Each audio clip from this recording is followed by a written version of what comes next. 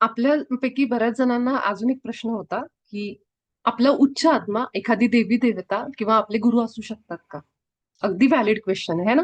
आपल्याला असं वाटतं, की स्वामींचं नाव आलं किंवा हे नाव आलं, तर आपल्याला असं हा मनात एक येऊ शकतो प्रश्न. तर आपलं उच्च स्वरूप हे नाव ते असेल, जे आपण म्हणतो. हं? पण बाबाजींनी सांगितल्याप्रमाणे जसं आपण बघितलं, की तो आपला मूळ स्वरूप आहे. तुम्हाला जर असं आतून वाटत असेल ना, की माझे स्वामी, माझे उच्च स्व आहेत. तुम्हाला ते नावात असेल, तर तुम्ही जरूर स्वामी म्हणा त्या नावाला. पण ज्या पद्धतीने बाबाजींनी धड्यामध्ये दिलेलं आहे, त्यानुसार मी हे सांगू शकते, की हा उच्च स्व, उच्च स्वरूप आपलं स्वरूप आहे. त्यामुळे त्या देवी देवताचं जे नाव असेल, महालक्ष्मी ह्या तुमच्या उच्च आत्म्याचं नाव असेल. पण ह्याचा अर्थ ती देवता आहे असं नाहीये. ती तुम्हाला गाईड करेल. जर तुमचं कनेक्शन त्या ऊर्जेशी, देवीशी एवढं आहे, तर ती जरूर तुमच्या उच्च स्वच्या रूपाने तुम्हाला गाईड करेल त्याच्या मार्फत, त्याच्याद्वारे. एवढं फक्त आपण समजून घेऊ, की नाव असू शकतं. आणि जर ती देवी देवता, जसं स्वामींवर माझी प्रचंड श्रद्धा आहे आणि माझा आतमध्ये विश्वास प्रचंड आहे, की माझे स्वामी मला गाईड करतात. त्यावेळी ते करत असतात तुमच्या उच्च स्वच्या माध्यमातून. पण तुमचा उच्च स्व हा तुमचा उच्च स्व आहे. तर ती कुठली देवी देवता किंवा गुरु असं असू शकत नाही, असं मला वाटतंय. जितकं मी बाबाजींचा जो धडा आहे त्याप्रमाणे सांगते. पण ती देवी देवता, गुरु देवता तुमच्याशी उच्च स्वच्या मार्फत तुम्हाला गाईड करत असते. जर तुम्ही ती मदत मागितली तर जरूर तुम्हाला ते गाईड करतात. ते तुम्हाला विचार देतात मनामध्ये, की तू असं कर. ठीक आहे. तर त्या पद्धतीने ते काम होतं. तुम्ही बघा, आपण जेव्हा नामस्मरण, खूप निराशेत असो, संकटात असू आपण, तेव्हा आपण नामस्मरण करतो. आपण एखादी पोथी वाचायला घेतो. आपण हे करायचो, म्हणजे आपण जेव्हा, किंवा आता तुम्ही करत असाल ज्या फेजवर, किंवा असे कुठले तुमचे प्रसंग असतील त्यावेळेस तुम्ही करायचं हे सगळं. तर तुम्ही आठवा त्यावेळी, की जेव्हा तुम्ही नाम घेता, जेव्हा तुम्ही त्या देवतेचं जेव्हा स्मरण करता, त्यावेळी तुम्हाला एक प्रकारची शक्ती जाणवते. हे सगळं कशामुळं? कारण त्या देवतेच्या ऊर्जेशी तुम्ही कनेक्ट होता. मग हे जे अनिमंत्रित प्रभाव आपल्या औरामध्ये आलेले असतात, त्या ऊर्जेपुढं तर हेच आहेत ना, ती ऊर्जा त्याच्याशी बरोबर डील करू शकते. ह्या पद्धतीने हे सगळं काम करत असेल. आपली जी मनाची शक्ती आहे, कारण जेव्हा आपण नाम घेतो तेव्हा आपलाच ऑरा किती वाढतो. आपण हे एकदा ऐकलंय, की ऑरा, आपण जेव्हा द्वेषामध्ये असतो ना, कुणाशी तरी बघताना, बोलताना आपल्या मनात जर असे विचार यायला लागले ना, द्वेष, कुणाचा तर सक्सेस बघून आपल्याला खूप त्रास व्हायला लागला, त्यावेळी आपला ऑरा श्रिंक होतो, आकुंचन पावतो. आणि ज्यावेळी आपण प्रेमाच्या भावनेत असतो, आपण खूप हसत असतो, मजेत मजेत एकदम छान मूड म्हणतो ना आपण, तेव्हा आपला ऑरा एक्सपांड झालेला असतो. तो किती फुटापर्यंत, जी लोक असतात ना एकदम शांत असतात, शांत, नेहमी एकदम स्मूथ काम माइंड मध्ये, सगळ्या स्ट्रॉंग असतात, सगळ्यांशी एकदम व्यवस्थित डील करत असतात स्ट्रॉंगली. आपण म्हणतो पण, ए माणूस तो एकदम टफ आहे, हा. तो टफनेस म्हणजे काय, त्याचा ऑरा खूप स्ट्रॉंग. अशा लोकांचा ऑरा 30 फुटापर्यंत पसरलेला असतो.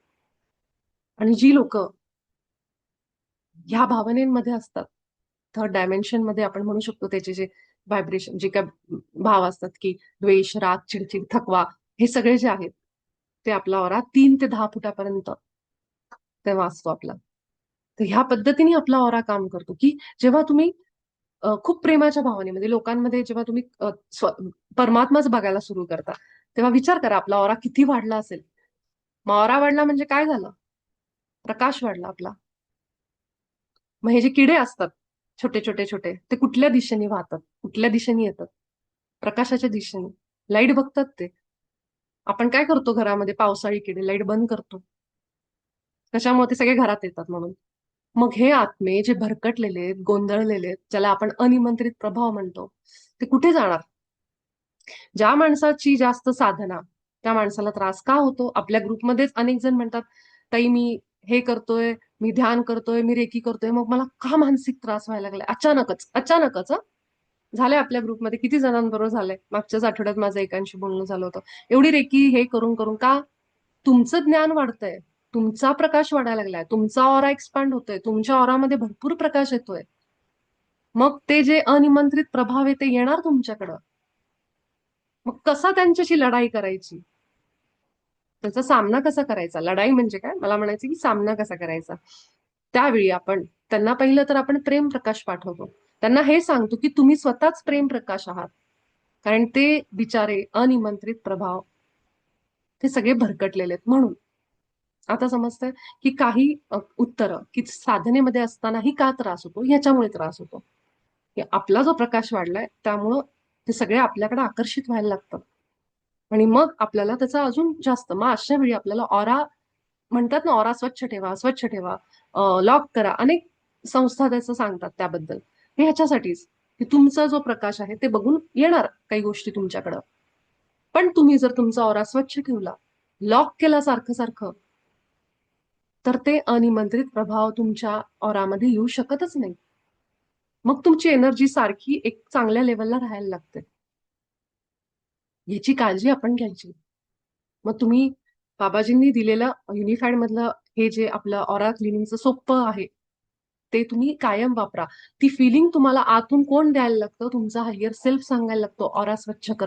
तुमच्या आतनं आलं ना ते वाक्य की ऑरा, असा एक शब्द जरी तुम्ही कानात ऐकला किंवा मनात आलं ना, ऑरा आठवण करून देतो तो आपल्याला, तेव्हा समजायचे की माझ्या हायर सेल्फ मला सांगतोय ऑरा क्लीन कर, स्वच्छ कर, लॉक कर. लगेच करायचं. किती वेळ लागतो त्याला? म्हणजेच तिसऱ्या धड्यामध्ये आपण वाचलंय, सुरुवातीला आपल्याला हे जाणवणार नाही की आपला हायर सेल्फ आपल्याला ऑरा किंवा ते कसं समजायचं, कसं ते समजायचं असं की आपल्यालाच तो आतनं आवाज येईल. कुठे कुठे जाताना आपण बघितलं निगेटिव्ह ठिकाणी हे ते सगळं आपण बघितलं की कुठल्या कुठल्या अशा पब्लिक प्लेसमध्ये कुठेही, आणि आतून दिवसातनं जेव्हा जेव्हा आवाज येतो तेव्हा ऑरा क्लीन करायचा, लॉक करायचा. हे अतिशय प्रभावी असा उपाय आहे जो आपल्याला शेवटपर्यंत युनिफाईड नंतरही वापरायचं. त्यामुळे ते पाठ होऊन जातं, काय अवघड नाहीये.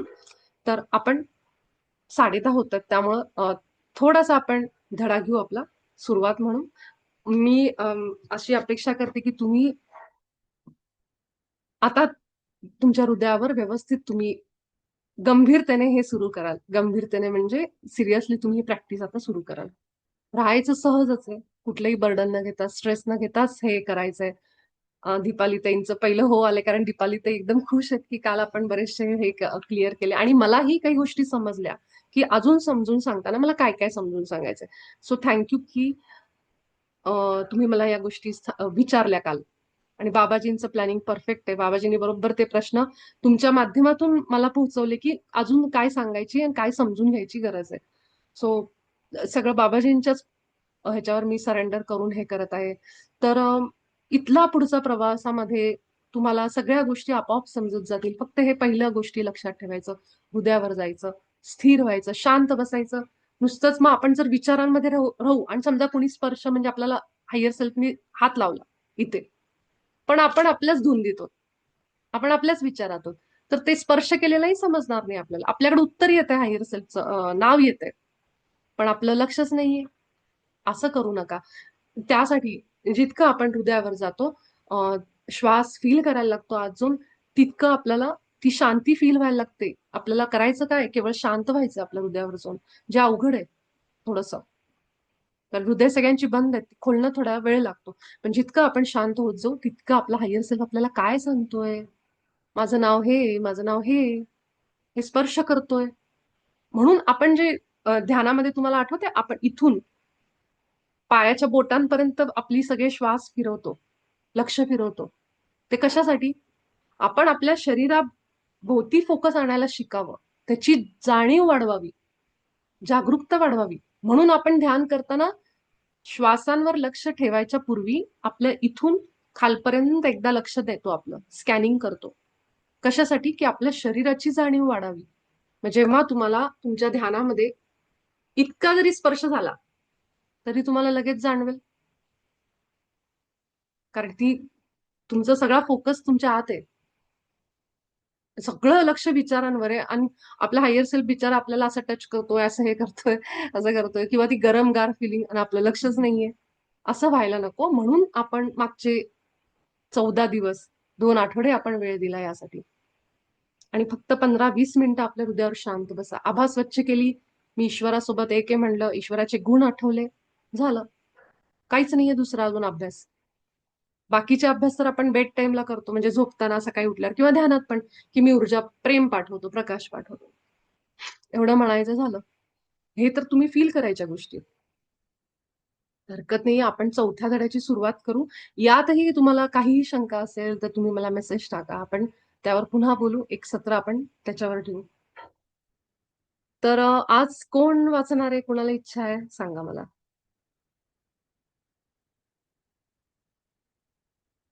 कुणाला इच्छा आहे वाचायची आज? चैत्राली?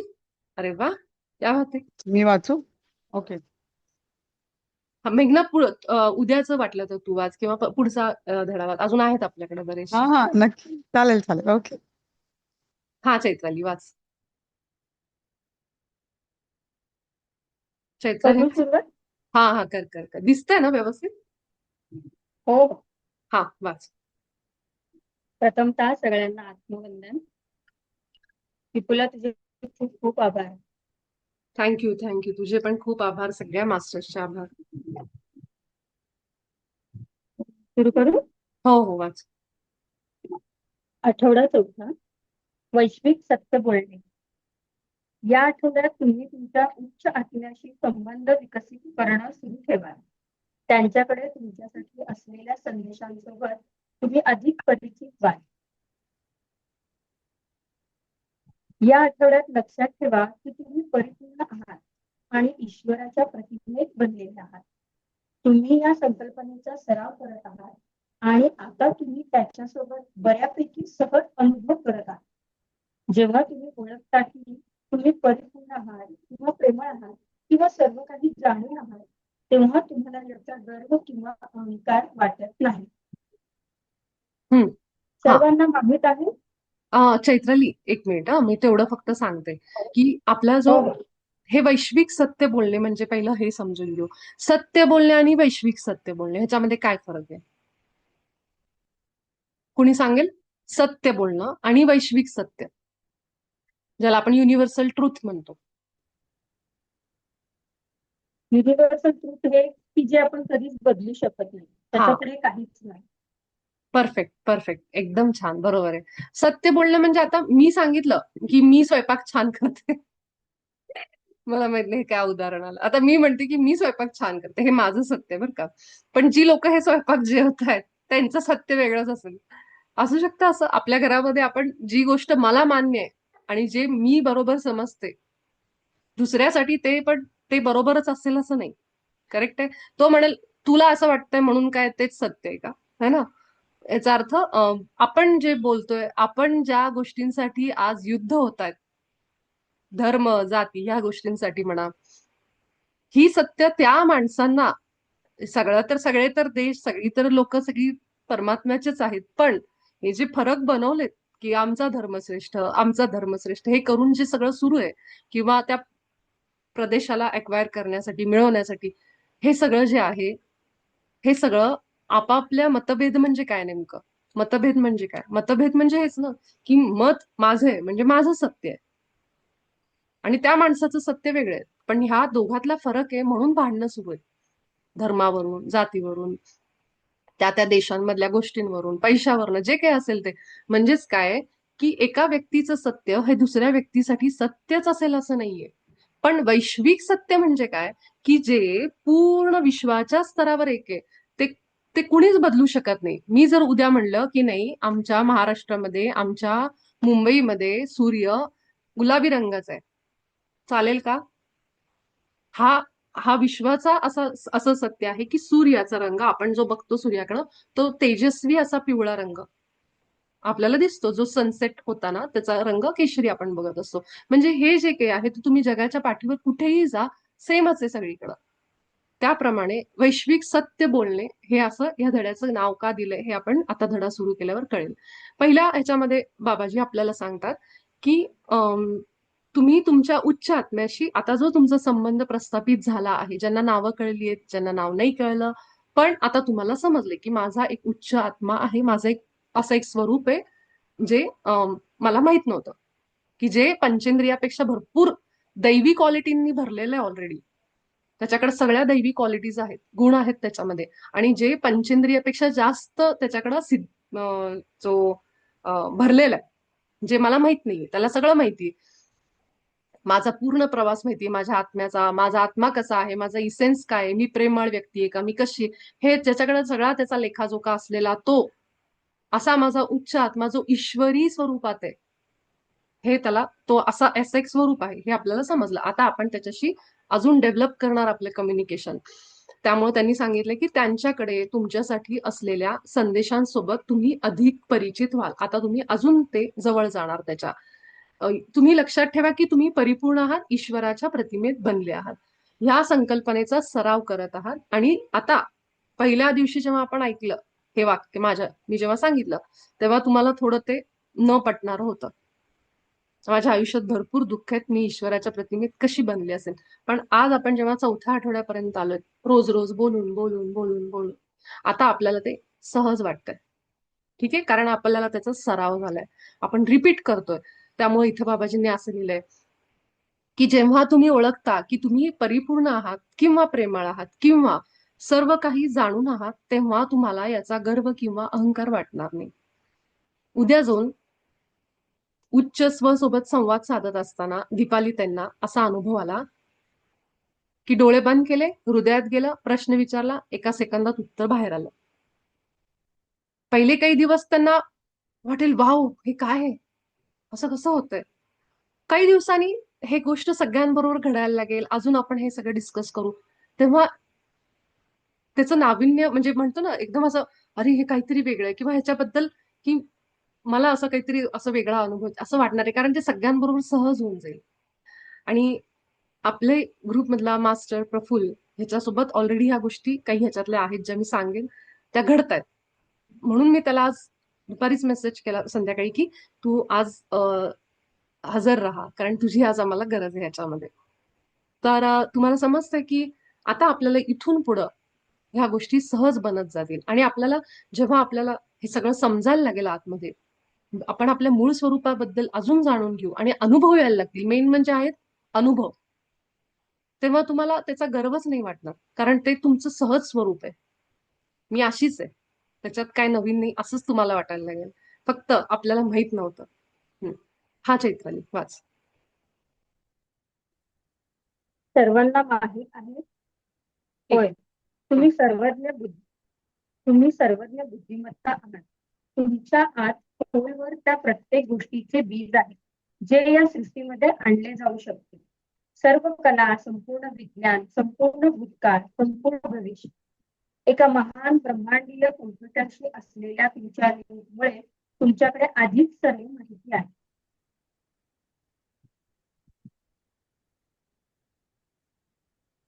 अर्थात तुमच्या स्वतःच्या निम्न स्वला सर्व काही माहित नाही. याला बहुतेक करून काहीच माहित नाही. आणि अनेक वर्षांपासून हा प्रत्यक्ष प्रमाण आहे की चूक करणे हा मानवी गुण आहे, पण चुका करणे हे माणसाचे काम नाही.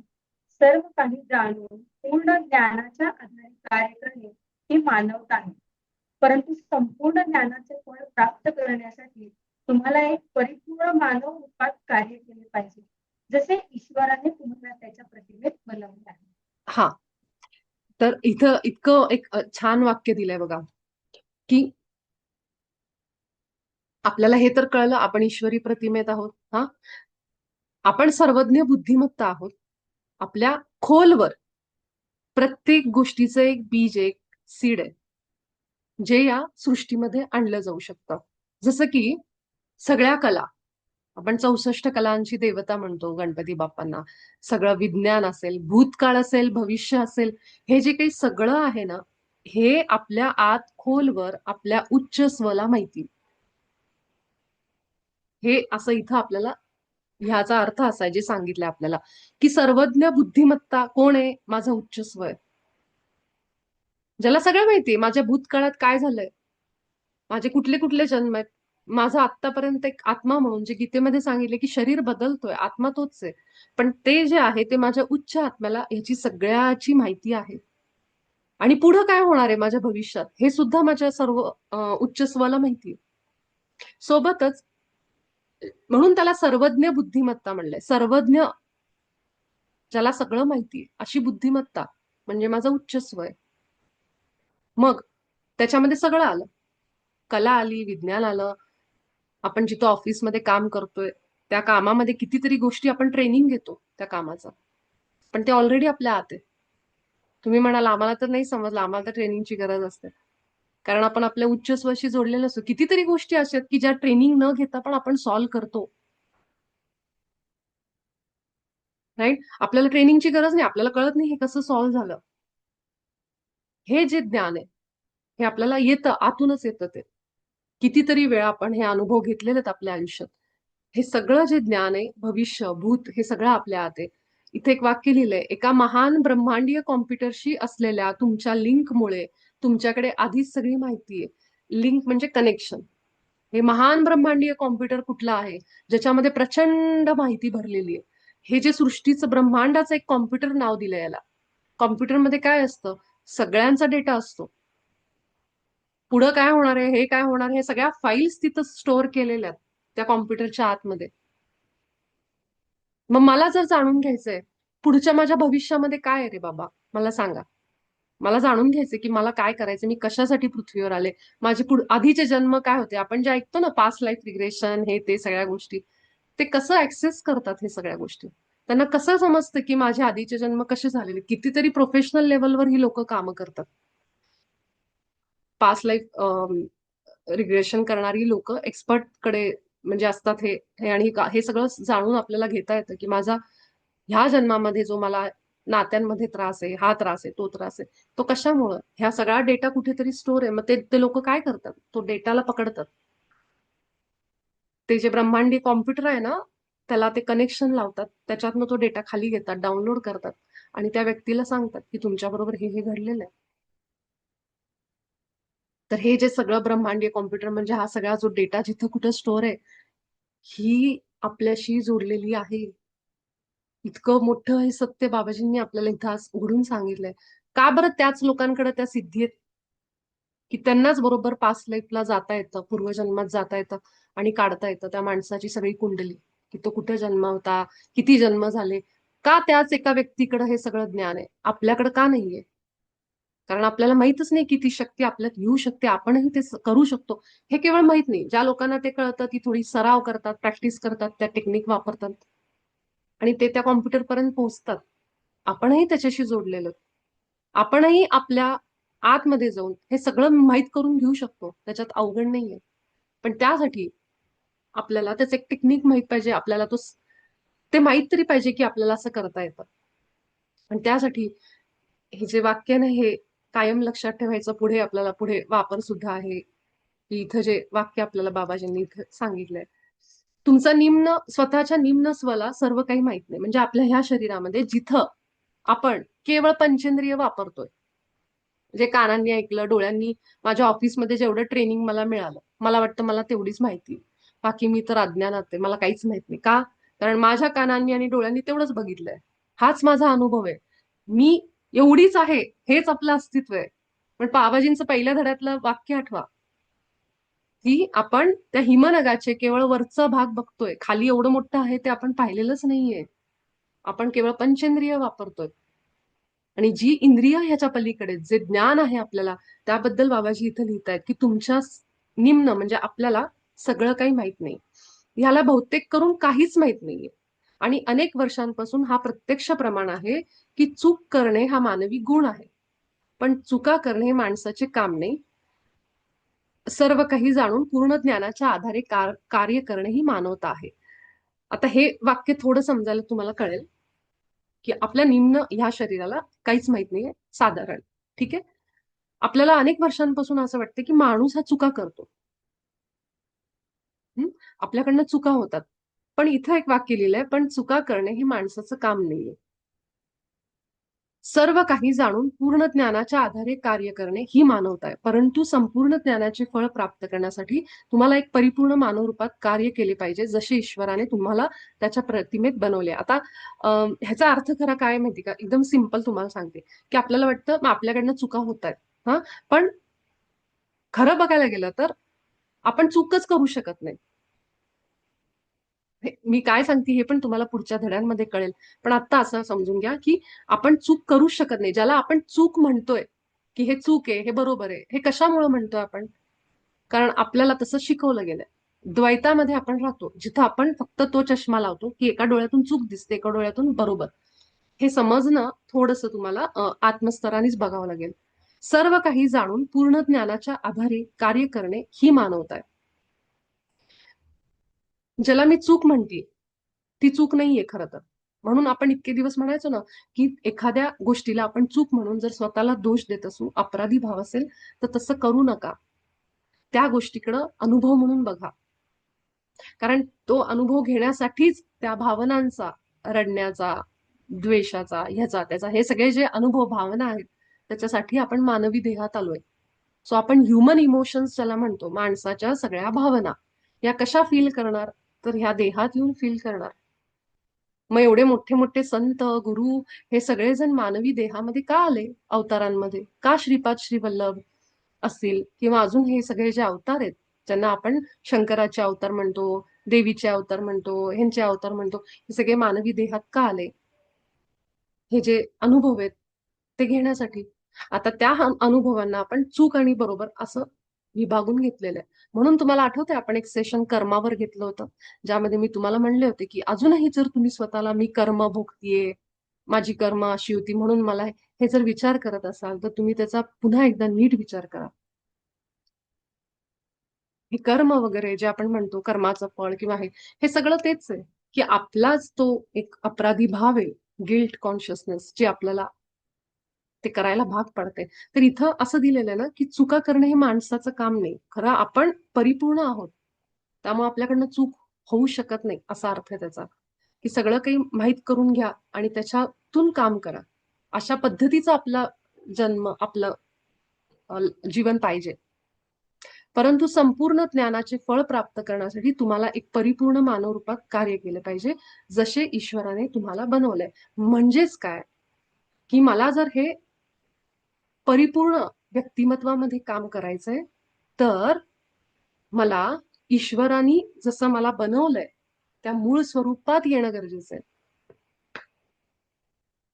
म्हणजे माझ्या उच्च स्वसोबत एक होऊन मला हे माहीत करून घेऊन की माझं उच्च स्व आहे आणि त्यानुसार मी जेव्हा ह्या गुणांमध्ये माझं आयुष्य जगायला लागते, त्याच्याशी बोलत, त्याच्याकडनं गायडन्स घेत, जेव्हा मला समजलं की मी केवळ शरीर नाहीये, 5 इंद्रिय नाहीये, त्याच्या व्यतिरिक्त माझं आयुष्य, तेव्हा मी त्याच्याशी जोडली जाते, त्याचे गायडन्स ऐकायला. इथून पुढचा प्रवास याबद्दल आहे. म्हणजे आता इथून पुढे आपण ईश्वराने जसं आपल्याला त्याच्या प्रतिमेत बनवलंय त्या पद्धतीने जगायचा प्रयत्न सुरू करणार. आणि ते कसं करणार? आपल्या उच्च स्वच्या माध्यमातून त्याच्याशी जोडलं जाऊन त्याचा गायडन्स आपल्याला मिळणार. त्यासाठी असं लिहिलंय की एक परिपूर्ण व्यक्ती, माझा ईश्वर परिपूर्ण आहे, मी पण आहे. कसं? माझ्या उच्च स्वसोबत एक होऊन त्याच्या गायडन्स मधून. म्हणून हे थोडासा असा पॅरेग्राफ आहे. मी वाचते चैत्राली, थोडंसं पुढे मग आपण थांबू. चुका करण्याचे दिवस गेले, त्यांच्यासाठी आता कोणताही बहाणा नाही. आजपासून तुम्ही तुमच्या दुसऱ्या भागासोबत, तुमच्या उच्च स्वसोबत जोडलेले ज्ञान वापरण्यास सुरुवात करत आहात. चुक्या करण्याचे दिवस गेले का म्हणले? इतके दिवस आपल्याला वाटत होतं माणूस हा चूक करत करतच शिकतो. पण आता हे जे अनिमंत्रित प्रभाव आहेत, आपला हायर सेल्फ आहे, हे समजल्यानंतर आता आपल्याकडनं चूक होऊ नये, चूक होणार नाही. आपल्याकडे आता काही बहाणा नाही. आपल्याला माहित नव्हतं ना ह्या सगळ्या गोष्टी. आता आपल्याला समजल्यात ह्या सगळ्या गोष्टी. त्यामुळं आता आपल्याकडनं त्या चुका होणार नाहीत. आतापासून आपण एक परिपूर्ण आपल्या ईश्वरी प्रतिमेतलं आयुष्य जगायला सुरू करू, असं बाबाजी आपल्याला सांगतायत. की तुम्ही आजपासून दुसऱ्या भागासोबत, तुमच्या उच्च स्वसोबत तुम्ही आता जोडून त्याच्याकडनं ज्ञान घ्यायला सुरू करणार आहात. त्याच्याकडून आपल्याला जे मिळणार आहे त्यामुळे आता आपण हे अनुभव आपल्या आयुष्यात खरोखर प्रॅक्टिकली उतरवायला सुरू करणार आहोत आजपासून, असं चौथा धडा आपल्याला सांगतोय. एवढा एक पॅरेग्राफ घ्यायचा का उद्या करायचं मला सांगा.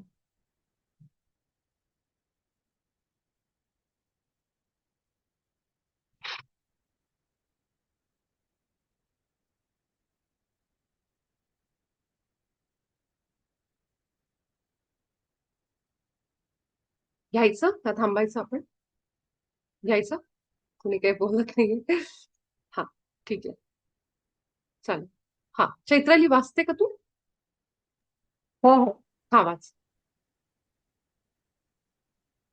हे महत्वाचे आहे की आतापासून तुम्ही तुमच्या रोजच्या शांत वेळेत एकटे आहात. या वेळेत तुम्हाला त्रास होणार नाही याची खात्री करा. आपल्या खोलीतून प्राणी बाहेर काढा. फोन बंद करा. मुलांची काळजी घेतली जात असल्याचा विश्वास बाळगा. मग आरामात बसा, जेणेकरून तुम्हाला तुमच्या उच्च आत्म्याकडून स्पष्ट संकेत मिळू शकतील. आपले डोळे बंद करा आणि आपल्या हृदयात केंद्रित व्हा.